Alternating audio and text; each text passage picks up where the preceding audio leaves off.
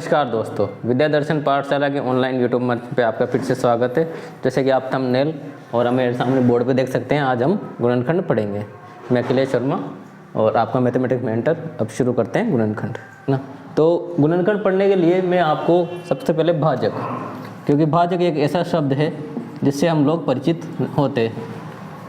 भाजक डिवाइजर है ना, गुणनखंड को भी डिवाइजर या फैक्टर भी कह सकते हैं ना, डिवाइजर फैक्टर से लिख सकते हैं। ठीक है, भाजक ऐसा शब्द होता है जिससे हम सब फेमिलियर होते हैं, है ना। तो भाजक होते क्या हैं, जैसे मान लो मैंने लिख दिया 12, है ना, तो 12 के भाजकों की संख्या। ठीक है, 12 के भाजकों की संख्या तो 1, 2, 3, 4 और 6, 12। ठीक है, तो ये क्या है, 12 के भाजक। तो गुणनखंड भी भाजक ही होता है, जो गुणनखंड है वो भी भाजक ही होता है।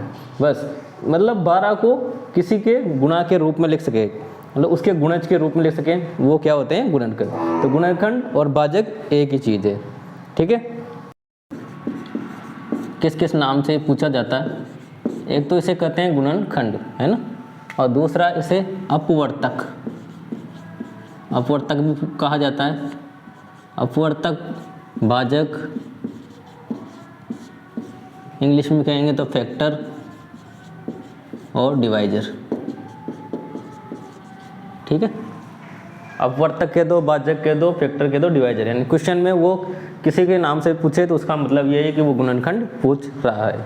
ठीक है, अब आती है बात गुणनखंड ज्ञात करने की विधियों की। तो गुणनखंड ज्ञात करने की जो विधि होती है उसे कहते हैं गुणनखंड विधि। अब गुणनखंड विधि में क्या करते हैं भाई, गुणनखंड विधि में अभाज्य गुणनखंड द्वारा, मतलब ऐसे कुछ एक टेबल बनती है, टेबल में संख्या को लिखा जाता है, जैसे 36 लिख दिया मैंने, है ना, और इसी के अभाज्य गुणनखंड किए जाते हैं। ठीक है, तो लिख के देखते हैं कैसे निकालते हैं। 2 भाई 36 में देखना पड़ता है सबसे छोटी अभाज्य संख्या कौन सी, उसका भाग जा रहा है कि नहीं जा रहा, उसका भाग दे लेते हैं। तो 2 का भाग दिया तो कितनी बार गया, 18 बार। ठीक है, अगली बार फिर से 2 भाग दिया, कितनी बार, 9 बार।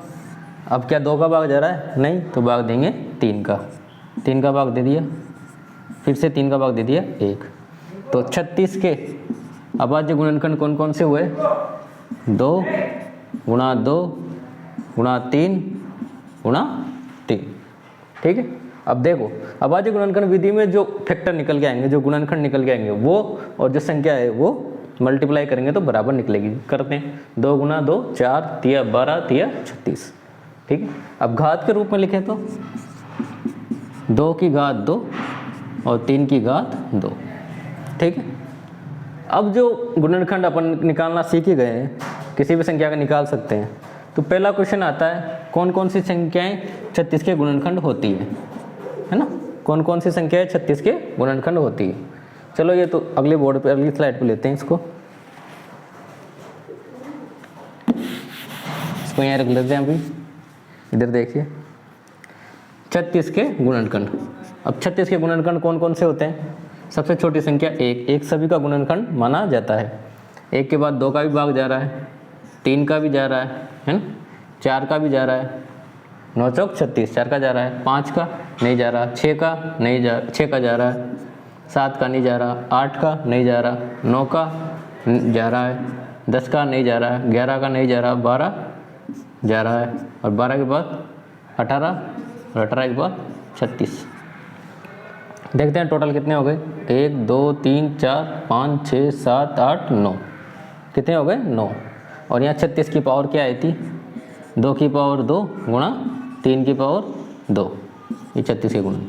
अब जो परीक्षा में पूछा जाता है वो संख्या दे देता है कि 36 के कुल कितने अभाज्य गुणनखंड है ना, 36 के कुल कितने अभाज्य गुणनखंड है।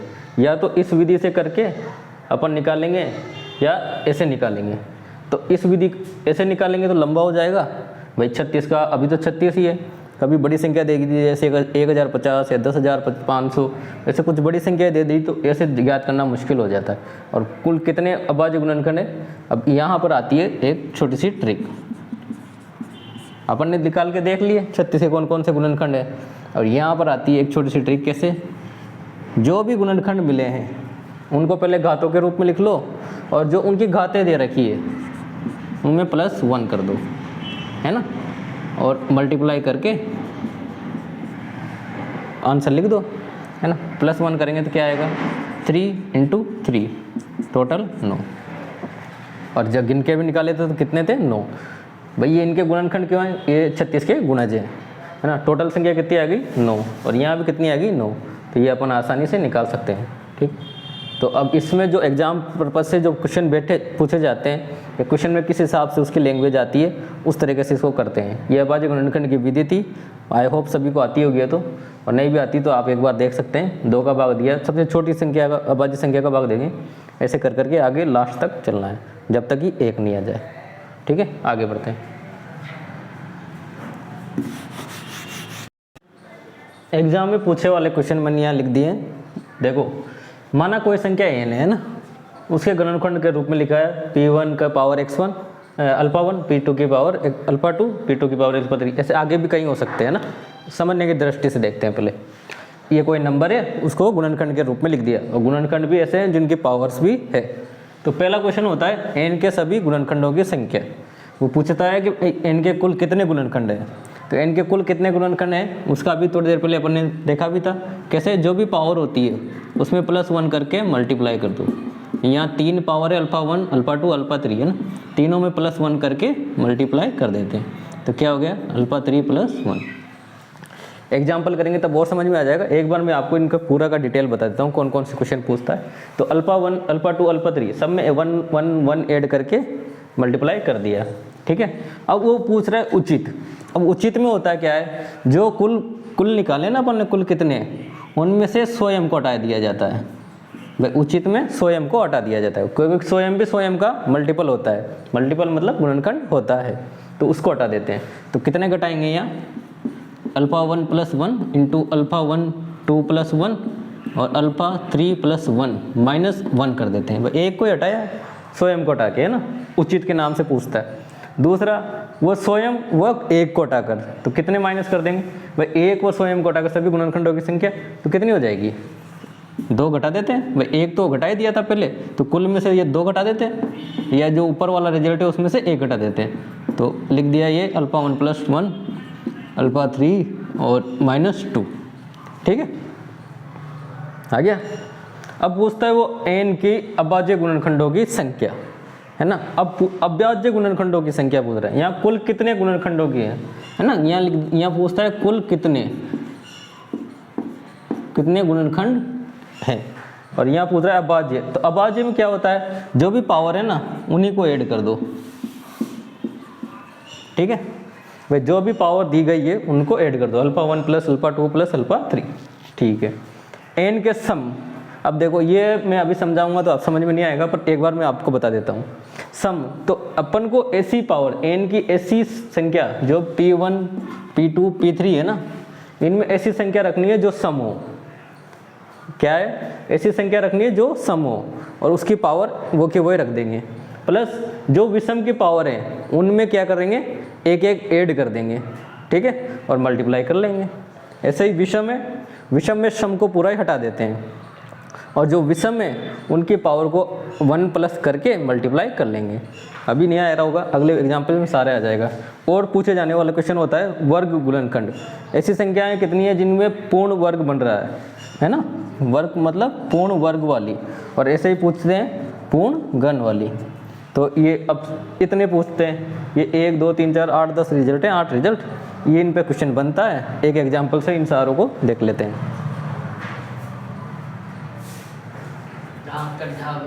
कट तो जाओगे पर, ठीक है। कोई संख्या दे रखी है 720, ज्ञात करना है कुल कितने गुणनखंड हैं। कुल संख्या पूछ ली, अभाज्य गुणनखंड, सम गुणनखंडों की संख्या, विषम गुणनखंडों की संख्या, पूर्ण वर्ग गुणनखंडों की संख्या और पूर्ण घन गुणनखंडों की संख्या। पूर्ण वर्ग पूर्ण घन मतलब परफेक्ट स्क्वायर और परफेक्ट क्यूब, है ना। तो सबसे पहले वही इसके अभाज्य गुणनखंड लिखते हैं। क्वेश्चन तो पूछ लिया, तो अभाज्य गुणनखंड इधर कर लेते। जिसको नहीं आता वो देख सकता है एक बार। 2 बार, 2 से कितनी बार, 36, 360, फिर 2 का कितनी बार, 180, 90 45, ठीक है। अब 2 का नहीं जाएगा, अब 3 का। 3 का कितनी बार? 1, 5 दिया 15, फिर 5 और 5 का 1 बार, है ना। 2 गुणा 2 गुणा 2 गुणा 2 यानी 2 की घात तो 4, यहाँ लिख लेता हूँ मैं 2 की घात 4, 3 की घात 2 इंटू 3 की घात 2 और 5 की घात 1, 5 की घात 1 मल्टीप्लाई करके देख लेते हैं।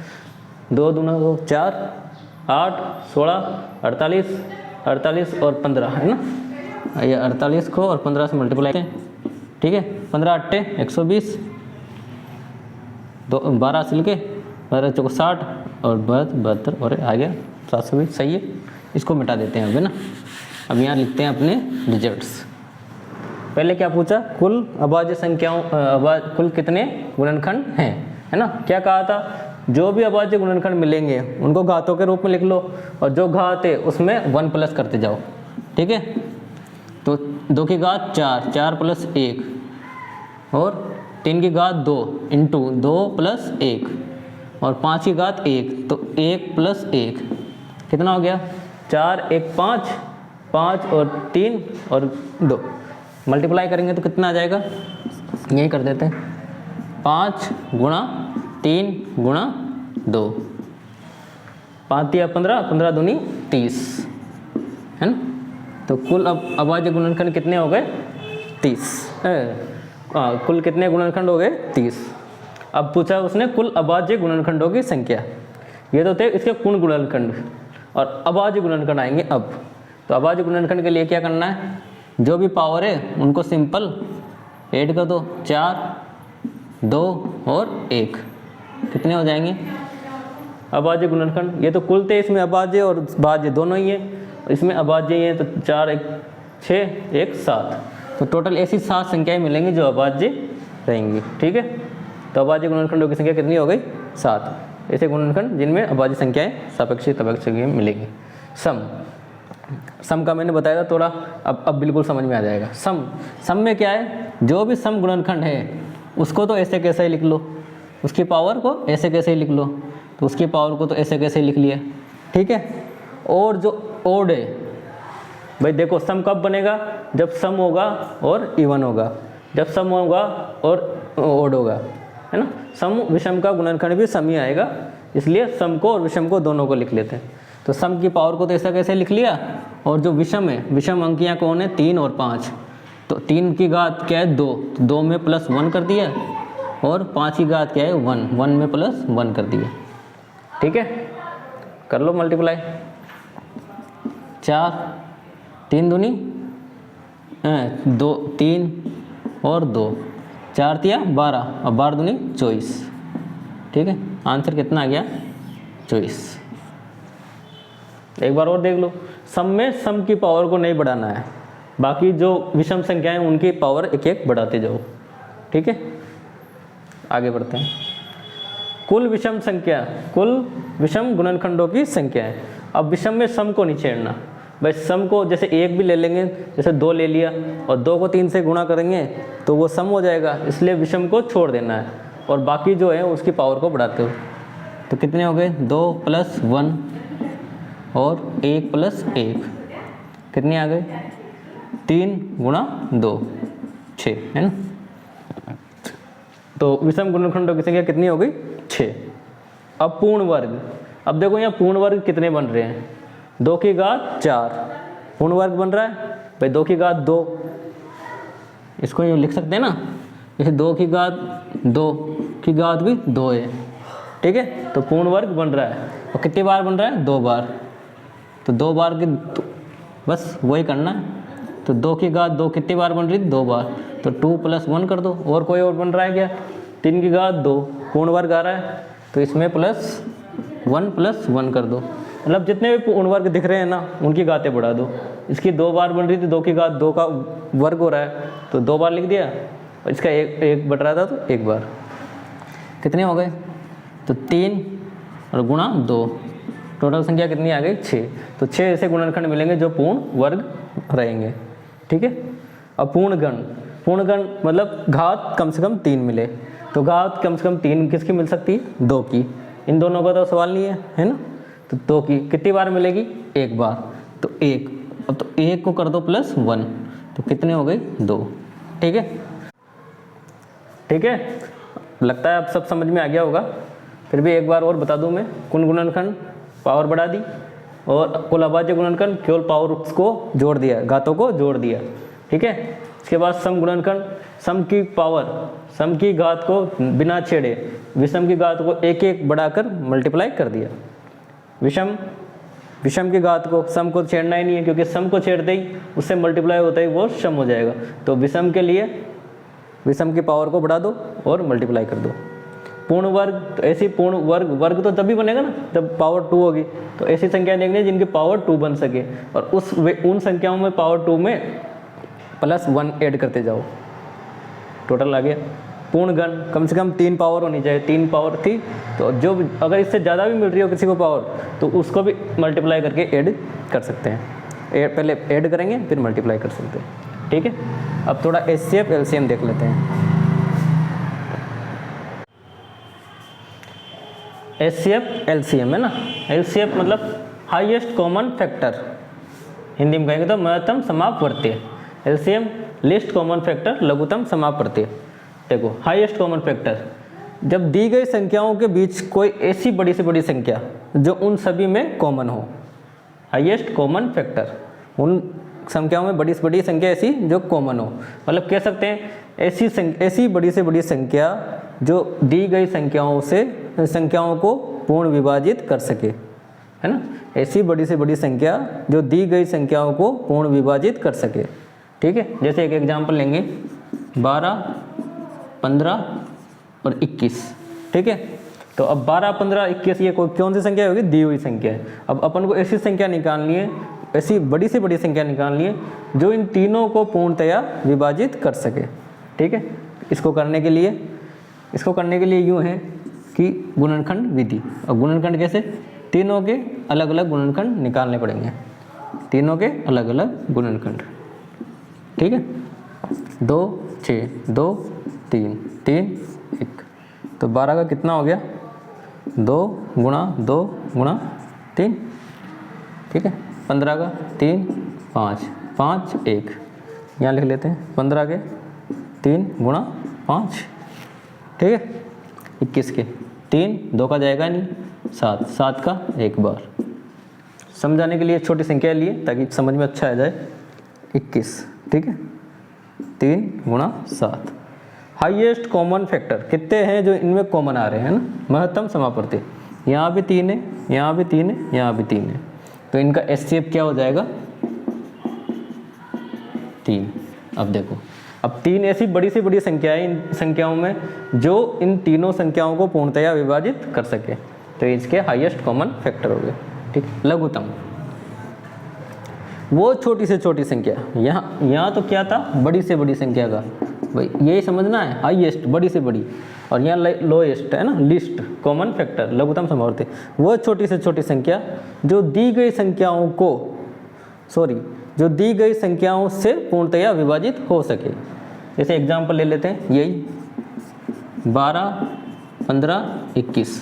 ठीक है, अब यहाँ तो इसका भाग इन दी गई संख्याओं में दे देते हैं, यहाँ जो दी गई संख्याएं हैं उनको मतलब उनसे वो संख्या बाद पूरी भाग चला जाए। ठीक है, तो बड़ी बड़ी संख्या निकालते हैं, कैसे निकालेंगे, अब है तो गुणनखंड विधि, अब आज गुणनखंड विधि से ही, पर एक साथ तीनों के एक साथ। ठीक है, तीनों के एक साथ, तो पहले 2 का दे लिया, 2 का इसमें जा रहा है 6 बार, इसमें नहीं जा रहा, ये उतार देंगे, इसमें भी नहीं जा रहा, इसको भी ऐसे कैसे उतार देंगे, 2, 3, 15, 21। ठीक है, 2 का नहीं जा रहा, अब जाएगा 3 का। ठीक है, 1 बार, 5 बार, 7 बार, 5 का जाएगा 1 बार, 7 बार, 7 का जाएगा 1, 1, 1। ठीक है, तो 12 LCM कितना हो गया इनका, LCM को लिख देंगे 2 गुणा 2 गुणा 3 गुणा 5 गुणा 7। ठीक है, मल्टीप्लाई करते हैं, 2 दूनी 4 तिया 12, 12 पंजे 60 और 6 सत्ते 42, तो इनका LCM कितना आ गया, 420। ठीक है, तो यहाँ लिख सकता हूँ मैं LCM 420। अब देखो, अब जो 420 आया है ना, वो 12 से भी पूर्णतया विभाजित है। देख लो, 12 दिया 36 है ना, 36 कितना बचा 6, 12 पंजे 60, ठीक है। 15 से भी है, 15 दूनी 30, कितना बचा 12, 120, 12 अट्टे 15 अट्टे 120, 21, 21 दूनी 42 जा रहा है। अब इससे कोई छोटी संख्या नहीं होगी जो इन तीनों से पूर्णतया विभाजित हो, इसलिए इसको लिस्ट समाप्रत्यय कहा जाता है, लघुत्तम समाप्रत्यय। ठीक है, आगे बढ़ते हैं।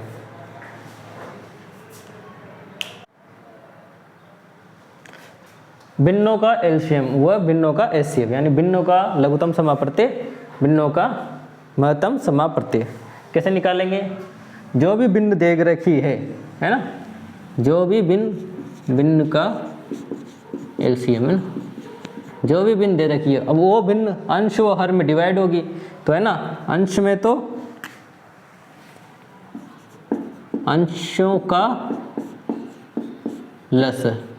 लस मतलब एलसीएम, ठीक है। अंश में भिन्न में एलसीएम में ऊपर एलसीएम का मतलब अंशों का एलसीएम, और हर का एचसीएफ मस, ठीक है। ये फॉर्मूला है भिन्नों का एलसीएम निकालने का। क्या है? भिन्न का एलसीएम अंशों का तो लस और हर का मस, ठीक है। ऐसे ही एग्जाम्पल से समझेंगे। अभी ये बता दूं मैं आपको, भिन्न का मस एचसीएफ कैसे निकालेंगे? सेम वही। अब यहाँ क्या था, यहाँ अंशों का किया था लस, तो यहाँ अंशों का कर देंगे अंशों का मस HCF, ठीक है। और हर का क्या कर देंगे? हर का LCM। एक एग्जांपल लेते हैं, पहले इसको देख लेते हैं। एग्जांपल लिया मैंने 3/4, 6/5 और 9/10, ठीक है। इन तीनों का क्या करना है? लस। अब देखो एक बात और, एलसीएम का मतलब क्या है? एलसीएम का मतलब अभी बताया मैंने, वह बड़ी से बड़ी संख्या, sorry LCM lowest common factor, वह छोटी से छोटी संख्या जो इन तीनों से पूर्णतया विभाजित हो सके, ठीक है। वह छोटी से छोटी संख्या जो इन तीनों, यहाँ नंबर यहाँ 3 दे रखे ना, इसलिए इन तीनों से पूर्णतया विभाजित हो सके। अब वो चाहे भिन्न मिले या फिर पूर्णांक मिले, है ना। निकालने का तरीका अंशों का लस हर का मस, ठीक है। तो यहाँ लिख देते हैं, इनका क्या होता है? एलसीएम। अंशों का लस, तो लस के लिए 3, 6, 9 का एक साथ क्या कर देंगे? अभाज्य गुणनखंड। कितना आ जाएगा? तो देखो इसमें एक तो आ जाएगा 2, एक गुणा आ जाएगा 3 और एक गुणा आ जाएगा 3, है ना। निकालोगे तो यही मिलेगा, ठीक है। और अंश हर का मस, हर का मस, हर में मस क्या आ रहा है? देखो 4, 5 और 10। मस का मतलब कॉमन, कॉमन कुछ है क्या? नहीं है, तो क्या लिख सकते हैं? 1, ठीक है। तो एलसीएम क्या निकल के आया? 3 दूनी 6 तिया 18, ठीक है। ये हो गया आंसर। कैसे चेक करेंगे? अब देखो 18 है ना, 18 3/4 से भी विभाजित होगी, 18 6/5 से भी विभाजित होगी, और 18 9/10 से भी विभाजित होगी। करके देख लेते हैं। तो 18/3, 4 ऊपर चला जाता है, 6 कट गया ना 24 बार, ठीक है। पूर्णतया विभाजित हो गई।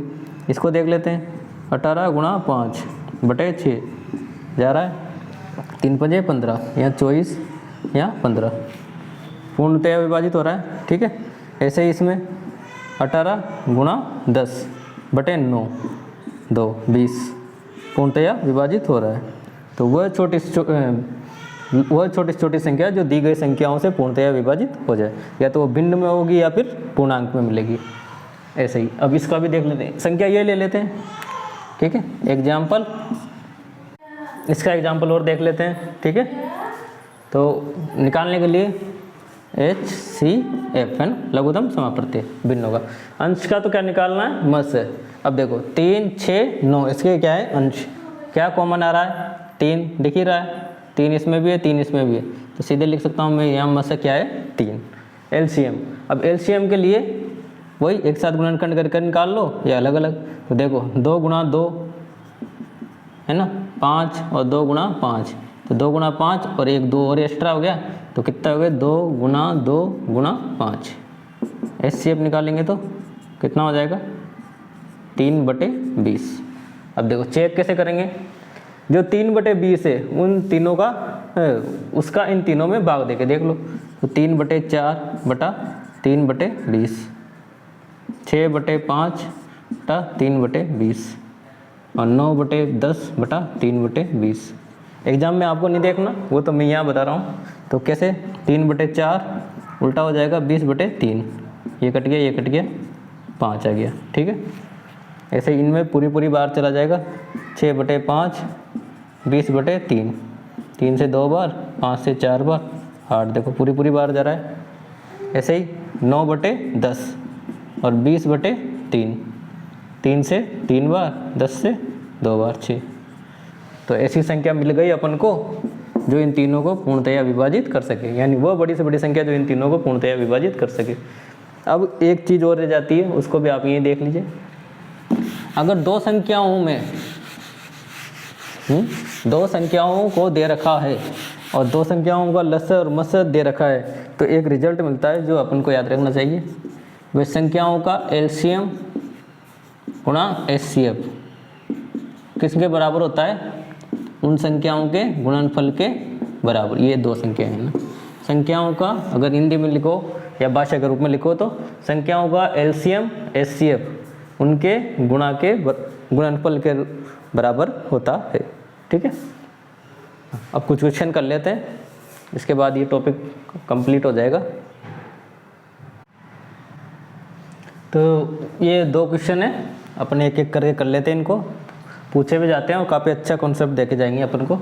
जैसे वह बड़ी से बड़ी संख्या जिससे संख्या 13, 21, 29 को भाग देने पर 3, 1, 4 शेष बचे, मतलब ऐसी संख्या ढूंढनी है, फिर उस संख्या का जब इसमें भाग देंगे तो कितना बचे 3, 1, 4, ठीक है।